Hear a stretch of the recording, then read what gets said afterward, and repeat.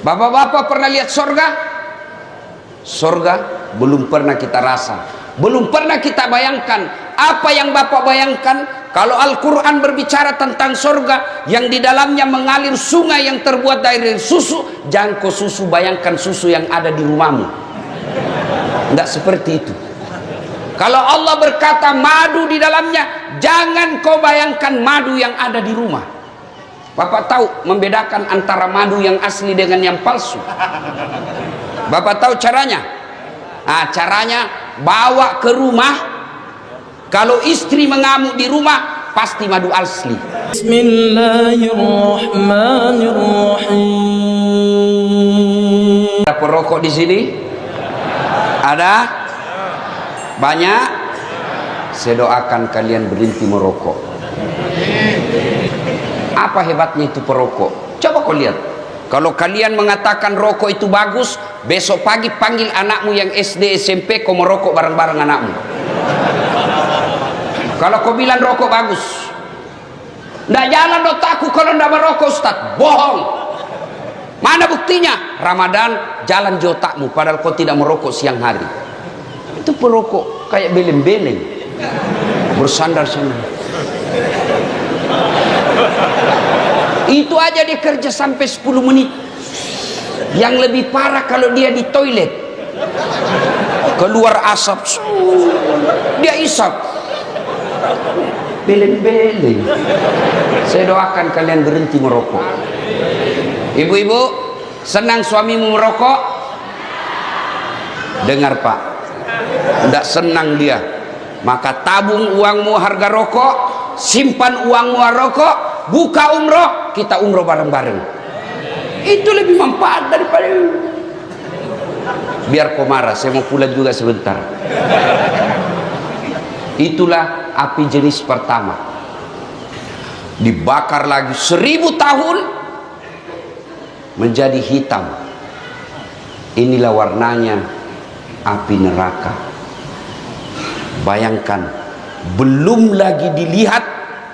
Allah bertanya, apa mereka pernah melihat api neraka? Tidak ya Allah. Hebatnya itu orang dalam masjid.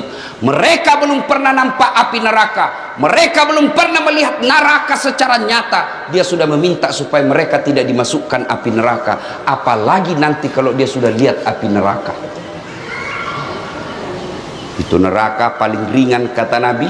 Diletakkan kerikilnya neraka di kakinya, saking panasnya mendidih sampai otaknya. Yang paling ringan. Tapi anak muda biasa kalau kita cerita neraka, dia bilang, sudahlah kayak kau datang aja dari neraka Ustaz. Dia cari kau nanti malaikat, dia putar godamnya. Itu godamnya penjaga neraka 7 kali beratnya dunia dan isinya baru sama. Kalau dihantam 1 kali, tak lempar 7 tahun baru sampai. Dia bilang anak mahasiswaku, enak dong bisa main game dulu. Oh itu kalau di dunia, kalau di akhirat di blender kok. Nah, lalu Allah bertanya lagi, apalagi yang mereka minta? Ya Allah, masukkan kami dalam surgamu. Allah bertanya, mereka pernah lihat surga? Tentu tidak ya Allah. Bapak-bapak pernah lihat surga? Surga belum pernah kita rasa, belum pernah kita bayangkan. Apa yang Bapak bayangkan kalau Al-Quran berbicara tentang surga yang di dalamnya mengalir sungai yang terbuat dari susu? Jangan kau susu, bayangkan susu yang ada di rumahmu. Tidak seperti itu. Kalau Allah berkata madu di dalamnya, jangan kau bayangkan madu yang ada di rumah.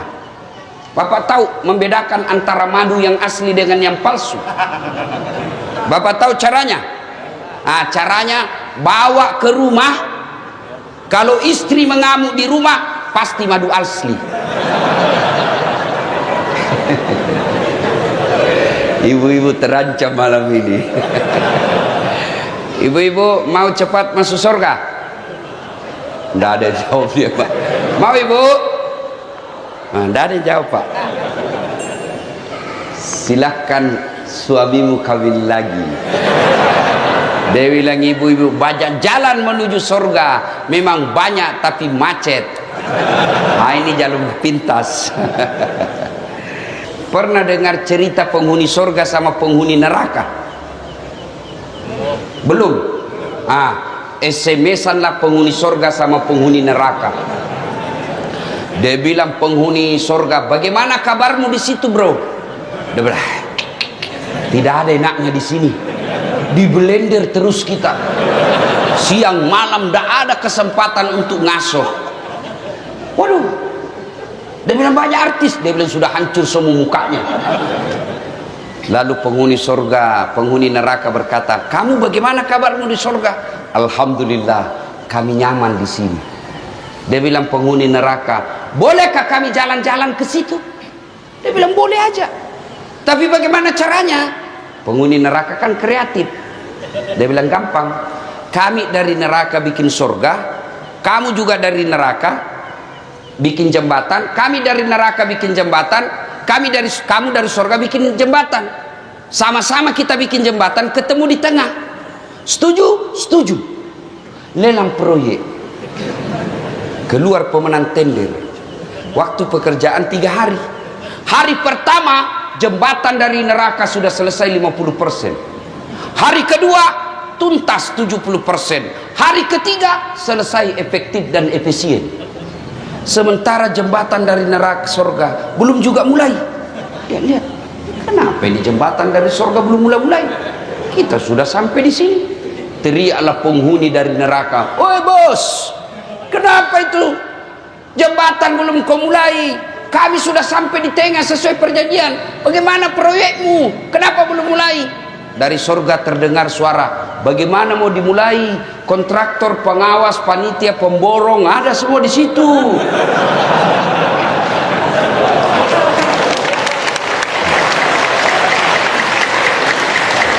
Di sini cuma penghafal Quran, tidak tahu dia hitung kalkulator. Ini biasa di kantor bupati banyak begini. Kontraktor, hati-hati kok. Kau bisa tipu akali Pak Bupati, kamu bisa tidak dapat sama polisi, bisa kau sogok penegak hukum, tapi demi Allah kau tidak akan pernah bisa sogok malaikat. Kau kira kau bisa lepas dari pengadilan malaikat? Mentang-mentang kau pejabat mati tembak salvo 17 kali tembakan, tuk, kau kira malaikat mundur, tambah maju malaikat. Hati-hati, biasanya yang banyak begitu tim sukses.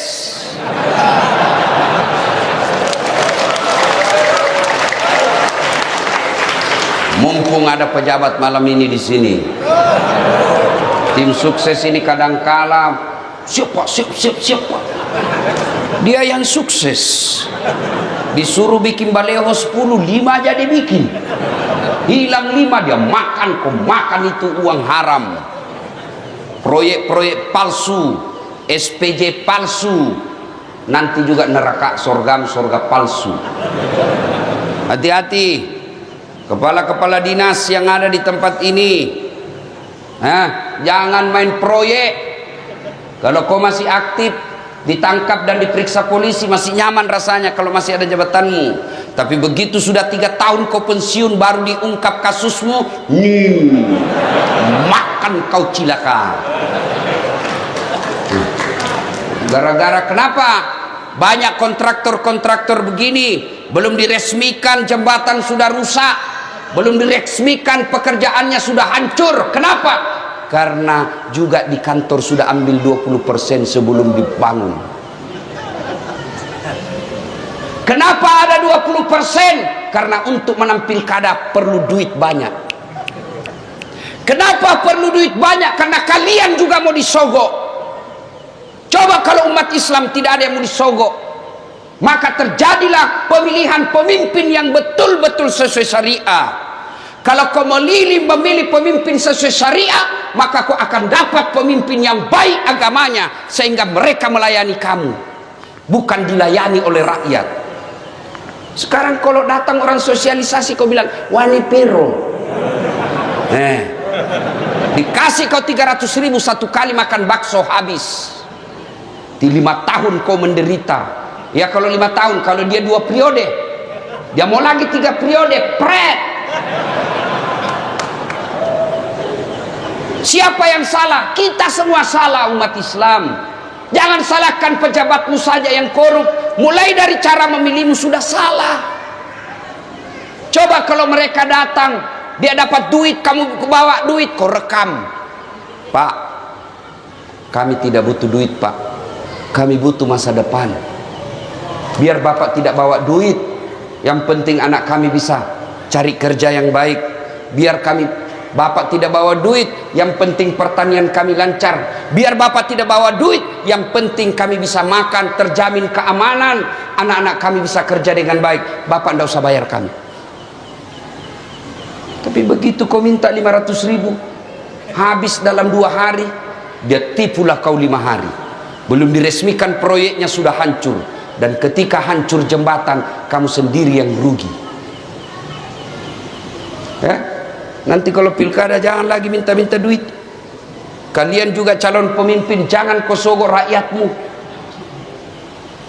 Coba kalau tidak ada money politik, adik-adik kita yang sekolah ke Jawa, sekolah ke Sulawesi, mereka menjadi sarjana pertanian, mereka menjadi sarjana perikanan, mereka menjadi sarjana kelautan, mereka kembali ke Lombok, mereka kembali ke pulaunya, dia terapkan ilmunya. Setelah jadi pejabat, dia pejabat cerdas karena memang dia punya kompetensi di situ. Jadi anggota DPR yang kompeten, tidak mendatangkan uang, mengandalkan uang saja. Maka lihatlah sekarang kita. Jadi anggota dewan tidak tahu persoalan. Kenapa? Karena dia hanya banyak duitnya. Ada anggota dewan di sini?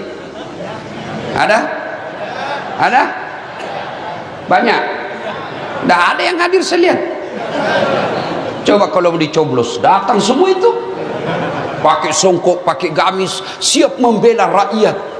Dia pasang fotonya di pinggir jalan, terbalik kepalanya. Dia bilang siap jungkir balik untuk rakyat. Pret. Begitu terpilih hilang, tidak pernah ketemu lagi kita. Dia ganti nomor HP-nya. Banyak di sini? Banyak di kabupaten ini? Kau salah, kenapa kau pilih? Lanjut kisah. Ya Allah, masukkan kami ke surga. Lalu Allah bertanya, apa mereka pernah melihat surga? Tidak. Kau lihat itu hambaku yang ada di masjid, luar biasa imannya kepadaku. Mereka belum pernah lihat surga, dia sudah meminta dimasukkan ke dalam surga. Bagaimana lagi nanti ketika mereka melihat surga? Pasti mereka sangat menginginkannya. Lalu Allah sampaikan kepada seluruh malaikat, hai malaikat, ketahuilah bahwa aku telah mengampuni dosa-dosa mereka yang hadir di tempat itu sebelum mereka meninggalkan tempatnya. Allahu Akbar. Jadi ternyata pengajian seperti ini bukan sekedar dengar ceramah, tapi pengajian seperti ini menghapus dosa dan kesalahan yang pernah kita lakukan. Itulah sebabnya kita mengucapkan Alhamdulillahi Rabbil Alamin. Ketemu Ustadz Dasat, kecewa bos. Apa hebatnya Dasat? Kecil, ceper, kurus. Ada yang tidak enak kalau saya ketemu, ternyata kecil aja aslinya. Ibu-ibu lebih parah, dia bilang, itu juga bajunya waktu di YouTube. Alhamdulillah. Itulah sebabnya setiap ada pertemuan, Pak Bupati tadi mengucapkan Alhamdulillahirabbil alamin. Setiap ada pembicara pasti Alhamdulillahirabbil alamin. Kenapa? Pertemuan pengajian begini menghapuskan dosa-dosa. Dan hebatnya lagi, kita bersyukur karena kita punya iman. Ada orang bapaknya Nabi, anaknya tidak dapat hidayah, kafir dia. Siapa? Nabi Nuh. Ada orang anaknya Nabi, bapaknya jadi pengkhianat. Siapa? Ibrahim alaihissalam. Ada orang suaminya Nabi, istrinya tidak dapat hidayah, kafir. Nabi Lut. Ada orang paman Nabi tidak beriman kepada Allah, tidak dapat hidayah, tidak beriman kepada Allah. Siapa? Abu Lahab dan istrinya. Bahkan Quran mengatakan celakalah Abu Lahab dan istrinya. Kita alhamdulillah di Lombok bukan kemanakan Nabi, bukan bapak Nabi, bukan istri Nabi, bukan suami Nabi, bukan paman Nabi. Alhamdulillah kita beriman kepada Allah Subhanahu wa ta'ala. Itulah sebabnya kita alhamdulillah rabbil alamin. Belum lagi ada yang berkata, tapi kan kami miskin Ustaz, tapi kan kami susah cari kerja, tapi kan kami tidak punya harta. Harta kita sesungguhnya paling mahal fi ahsani taqwim, nih badan kita yang sangat sehat. Bapak, Pak, mau saya kasih hadiah handphone gratis, iPhone 13 512 giga gratis. Mau? Betul, angkat tangannya mau. Oke, tapi begitu saya kasih kau langsung tuli. Mau kok? Mau? Untuk apa handphone kalau sudah tuli? Halo? Hei, rusak lagi nih HP. Halo? Hei, halo? Bukan HP rusak, telingamu yang masalah. Coba. Dan hebatnya lagi Allah kasih kita ini telinga, dua pasang, tempatnya sangat spesial. Apakah pernah Bapak bayangkan bagaimana seandainya telingamu satu di bawah ketek? Halo? Ya, kok di mana? Satu lagi di bawah pantat. Halo? Alhamdulillah. Dan hebatnya lagi di telinga, dia bisa bedakan mana bunyi handphone, mana bunyi kentut. Dan tidak pernah kursus. Apa pernah kalian kursus membedakan bunyi? Allah sertakan cara membedakan mana gelas jatuh, mana piring jatuh tanpa kau lihat. Ini saya baru 2 hari bermasalah, saya rasa telinga saya karena terlalu banyak terbang, selalu mendegung. Baru 2 hari. Saya bersyukur. Ternyata ada nikmat Allah yang saya abaikan selama ini. Nikmat ini telinga yang tidak sakit. Coba ini telinga. Kalau suruh bayar Pak, berapa mahalnya? Mau lagi saya kasih Pak, handphone 4 kameranya. 4 kameranya Pak. Bapak-bapak yang sudah tua, untuk apa kau beli handphone mahal-mahal 4 kameranya? Nah cuma 1 istrimu. Kecuali 4 istrimu ya 4 kameranya. Kamera 1 istri pertama. Iya. Ini ada kamera mahal. Kamera yang saya bawa itu lebih 100 juta. Tapi apa itu yang mahal? Bukan. Biar kau punya kamera begitu ndak ada matamu. Ayo. Dan biar Bapak punya kamera harga lebih 100 juta, Bapak tidak punya ilmunya, Bapak tidak bisa pakai. Foto-foto, ya setengah badan, 1,5 badan betul, ternyata pusat ke bawah. Harus Bapak tahu berapa kekuatan cahaya yang ada waktu ambil gambar. Beda ketika luar dan di dalam. Itu harus ditahu semua. Berapa jarak dari mata kita, kamera ke objek, itu harus ditahu. Ada zoom in, zoom out, diputar. Punya duit 100 juta belum tentu kalau kau tidak bisa pakai ilmunya. Punya ilmunya tidak ada uangmu, belum tentu kau bisa ambil pakai. Tapi alhamdulillah ada Allah kasih kita kamera namanya mata.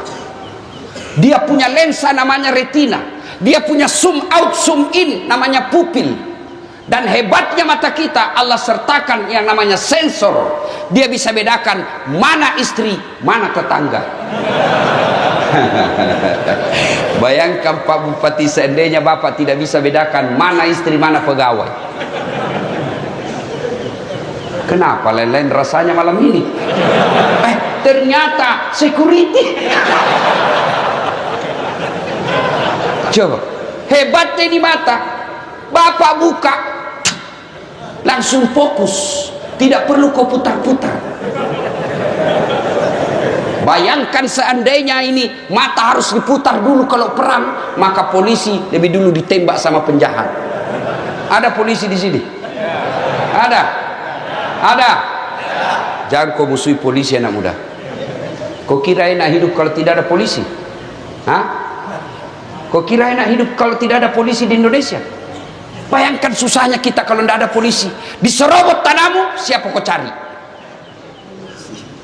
Hartamu dijarah, anakmu diperkosa, istrimu dibunuh, siapa kau cari? Siapa? Polisi. Dirampok rumahmu, siapa kau cari? Penghafal Quran, tidak selesai. Siapa kau cari? Polisi.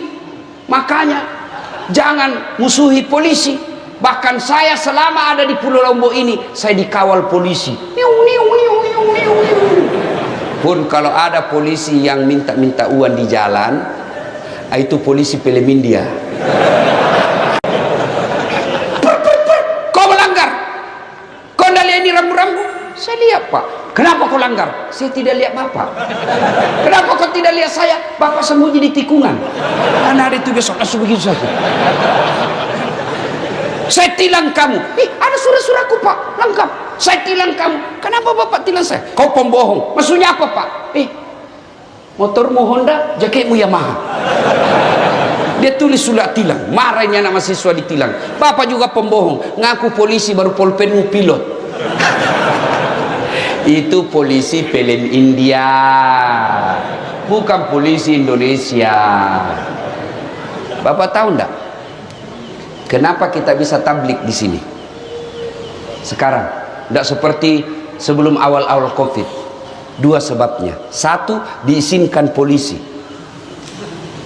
Biar Pak Bupati mau, polisi tidak mau, tidak jalan. Yang kedua, karena mayoritas kita sudah vaksin. Ibu bapak saudara-saudara sekalian, poin pertama, bersyukur Allah kasih kita iman, Allah kasih kita kesehatan. Mau lagi saya kasih contoh? Mau lagi? Pentingnya kita bersyukur dengan kesehatan ini. Pak Bupati kasih kita mobil gratis. Mau? Mobil gratis, mau? Mau? Mau. Tapi begitu dikasih kuncinya, Bapak langsung lumpuh. Mau? Berarti alat transportasi yang paling mahal bukan Toyota, bukan Honda, bukan Yamaha. Tapi apa alat transportasi paling mahal? Kaki yang sehat. Maka kita bersyukur dengan ucapan hamdalah, alhamdulillahi rabbil alamin. Yang kedua, setelah bersyukur dengan lisan, maka kita bertafakkur. Apa itu bertafakkur, Ustadz? Mengevaluasi diri, menimbang-nimbang seberapa banyak nikmat Allah berikan, kita pergunakan untuk amar ma'ruf nahi munkar. Alhamdulillah jadi bupati. Tidak semua orang bisa jadi bupati. Alhamdulillah. Sebagai rasa syukurnya, manfaatkan jabatan untuk mengantar orang masuk surga. Pak Bupati, keliru seorang pejabat ketika tidak memudahkan jabatannya masuk surga. Saya ceramah, ayo sholat, jangan hamar, mari berjamaah. Paling yang dengar 10, yang laksanakan 1. Tapi coba kalau Pak Bupati lakukan himbauan sholat jamaah. Datang sholat jamaah subuh, Assalamualaikum warahmatullahi. Assalamualaikum warahmatullahi. Cari mana ini kepala dinas PU, tidak pernah juga hadir-hadir selihat salat jamaah. Ajudan langsung telepon, Pak Kadis, dicari kok sama Pak Bupati, katanya beliau tidak pernah kau dilihat salat jamaah. Besok Pak, belum azan sudah ada di masjid. Itu hebatnya kalau ada jabatan. Iya toh. Saya jadi Kapolres, beda ketika Kapolres menyampaikan nahi mungkar dengan seorang ustaz. Jangan hamar, jangan mabuk, jangan narkoba. Pemabuk dia kasih kempes ban motorku, dia kencingi saya punya mobil. Kalau Ustadz amar ma'rufnya nahi mungkarnya Pak, 100 yang dengar, 2 orang laksanakan, sudah hebat. Tapi coba kalau dia Kapolres, awas, saya dapat kau mabuk, saya tangkap kau kasih masuk kau bui, berhenti dia mabuk Pak. Iya. Maka kalau bersyukur kepada Allah, ayo gunakan nikmat Allah untuk mendekatkan diri kepada Allah. Itu pejabat, kalian yang diberi nikmat Ustadz, punya ilmu, syukuri dengan cara apa? Gunakan ilmu itu mengajak orang untuk amar ma'ruf nahi munkar. Mendakwah, dakwalah yang rahmatan lil alamin. Dakwah yang diajarkan leluhur tuan-tuan guru kita yang ada di Lombok. Zaman dulu tuan-tuan guru kita yang ada dari Lombok ini tidak ada mendakwah dengan memaki dan mengkafir-kafirkan orang. Sekarang anak-anak baru belajar agama 3 minggu, belajarnya di laptop, hadisnya baru 4. Wish, rasa-rasanya dia panitia hari kiamat. Ada kan yang begitu? Ada. Maulid haram, bid'ah, tidak ada pada zaman Nabi. Kenapa zaman Nabi tidak ada maulid? Untuk apa mereka diceritakan kisah Nabi? Nah, mereka hidup sesama dengan Nabi. Untuk apa diceritakan masa hidupnya Nabi? Mereka lihat Nabi, ya wajar mereka tidak maulid. Kita maulid bukan untuk makan ketan, tapi kita mau dengar ceramah bagaimana sisi hidup Nabi dan ulama yang tahu. Kenapa? Karena dia baca kitab, maka kita dengar. Maka saudaraku yang tidak mau maulid silakan, tapi jangan kau kafirkan kami.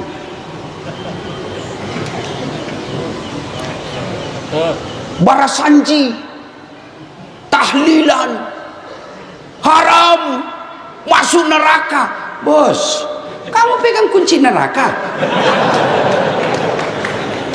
Kalau kau tidak mau takziah, tidak mau tahlilan, silakan, kami juga tidak kafirkan kamu. Tapi mari saling menghormati. Adik-adikku yang hijrah kalian, makin banyak ustadz kau dengar makin bagus. Hanya satu kau dengar ceramah, sempit wawasanmu. Maka saya selalu diajak, Ustadz ini kan sudah banyak penontonnya, pengikutnya. Pak Bupati, penonton saya di YouTube sekarang 198 juta. Dalam bulan ini mungkin sudah 200 juta. Maka orang minta, Ustadz bikin sahabat Ustadz Dasat Latif. Jangan, semua sahabat saya. Kalau ada sahabat Dasat berarti ada bukan sahabat saya. Semua sahabat, orang kafir, orang tidak beragama sekalipun sahabat saya. Bahkan artis pun. Dengar gitu kata. Semua sahabat kita. Kalau kita milih-milih ustadz, dan kalian ketika dengar dakwah, selesai ustadz ini dengar, selesai ustadz ini dengar, selesai dengar ini, jangan kau jadi hakim dewan yuri. Kalau ustadz Dasat ceramah nyaman, enak biar 2 jam. Tapi kalau ustadz itu ngantuk. Jangan, amalkan ilmunya, jangan kau banding-bandingkan gurumu. Amalkan saja. Makin banyak guru kau dengar makin bagus, makin banyak kitab kamu baca makin enak.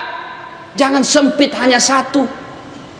Ketika kau dengar ini, oh menurut ustadz ini begini, menurut ustadz ini begini, menurut ustadz ini begini. Setelah itu silahkan kau salat istikharah. Setelah itu lakukan apa kau yakini benar tanpa kau salahkan orang lain. Coba Imam Syafi'i mengajarkan kunut ketika subuh. Punya murid namanya Imam Ahmad. Ketika Imam Ahmad pergi ziarah kubur ke makamnya Imam Syafi'i, Imam Ahmad kunut. Diprotes sama muridnya, ya Imam, Anda mengajarkan tidak kunut, kenapa kau kunut? Kata Imam Ahmad, saya menghargai pendapatnya Imam Syafi'i. Kalian bukan imam, kalian tidak hafal hadis ribuan, baru orang sampingmu tidak kunut.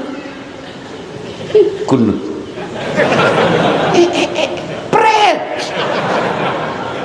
Ya, mari menyikapi perbedaan pendapat dengan saling menghormati. Aman. Ya. Ya. Kita dulu waktu kecil kalau ada orang Allahu Akbar kunut di samping kita, paling kita bilang dalam hati, Muhammadiyah.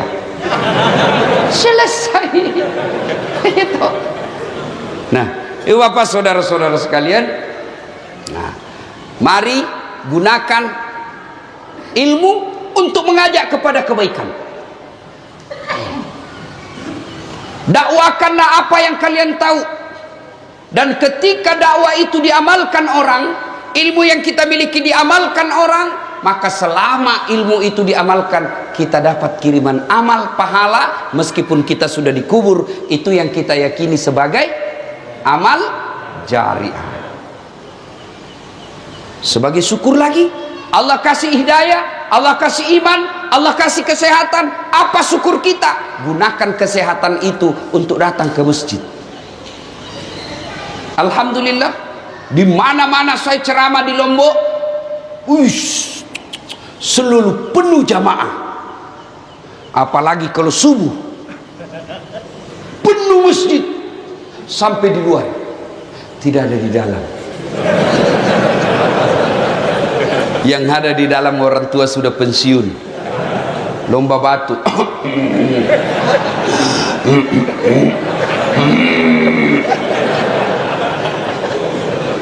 Tapi alhamdulillah, Lombok kita kenal dengan 1000 masjid. Saya yakin istilah itu tidak tepat, karena di Lombok lebih dari 1000 masjid.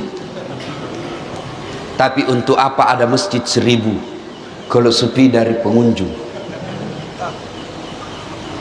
Masjid tidak masuk surga, penghuninya dan jamaahnya yang masuk surga.